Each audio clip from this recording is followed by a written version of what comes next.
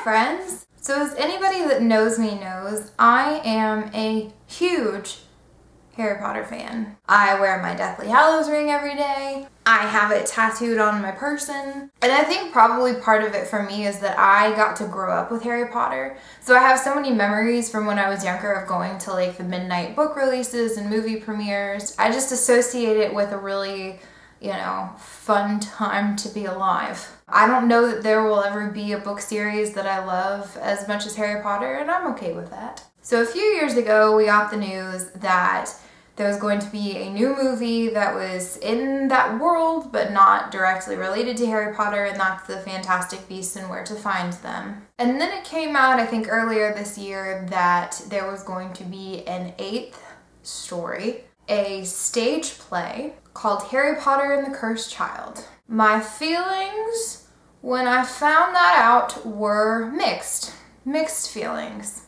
Because on the one hand, it's like you always want more of something that you love, but when something ends kind of as well as that book series did, in some ways you just kind of want to let it be. I already have a hard time with sequels. When people ask me, hey, have you seen Mulan 2? My response is Mulan 2 does not exist. There is no such thing as Mulan 2.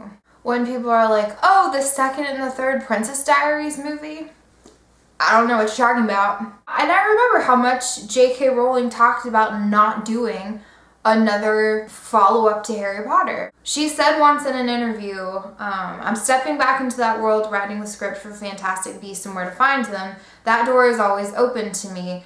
But I think Harry Potter 8, as in what happens next to Harry, Ron, and Hermione, I don't think that's going to happen. Now, obviously, it's the woman's prerogative to change her mind. Like, it's her material. But part of me is like, if this wasn't going to happen, like, what changed? So I went into it with a healthy level of skepticism, but also pretty open-minded, because why would I want it to be bad? Here's the thing, I didn't hate it.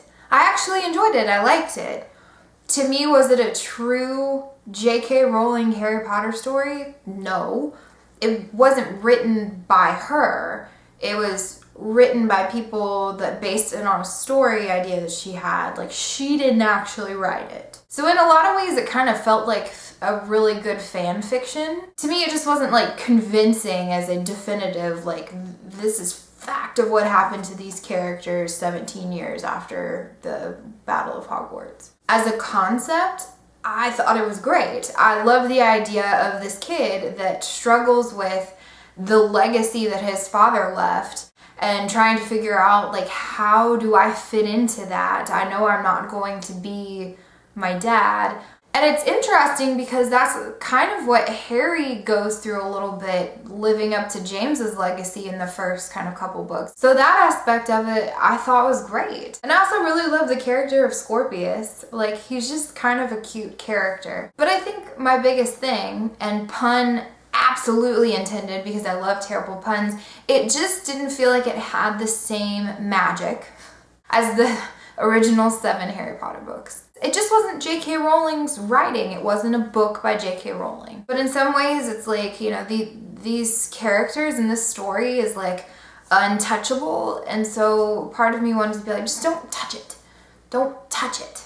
So now I want to kind of move into some thoughts on spoilery things. So if you haven't read it, this would probably be a good time to stop this video. Alright, so let's talk about the main plot twist. Apparently, some people find plotting and evil doings to be wildly erotic, which I suppose is how Voldemort and Bellatrix Lestrange somehow have a spawn. They have a child. When? What? Why? I just like imagining that encounter. Ugh. Like, you just want to be like, was it just like a hot moment of weakness? Was it like some 50 Shades of Grey type of stuff? Was it more of like a wham bam thank you ma'am? Like, what? That just left me with all kinds of images that I can't, When was there time for this to happen? But However it occurred, somehow in this story, there is a child of Voldemort. Here's the thing is that I really don't like it when sequels try and go off of like, you know, let's just kind of piggyback off of what we did in the first one. It's not so beyond the realm of possibility that you live in this world of magic and that there would be somebody else entirely that gets power hungry and, you know, wants to kind of do things the way that Voldemort did them. I mean, that's the, like, sad thing about the world is that, like, once one evil is gone, there's always another one that's rising because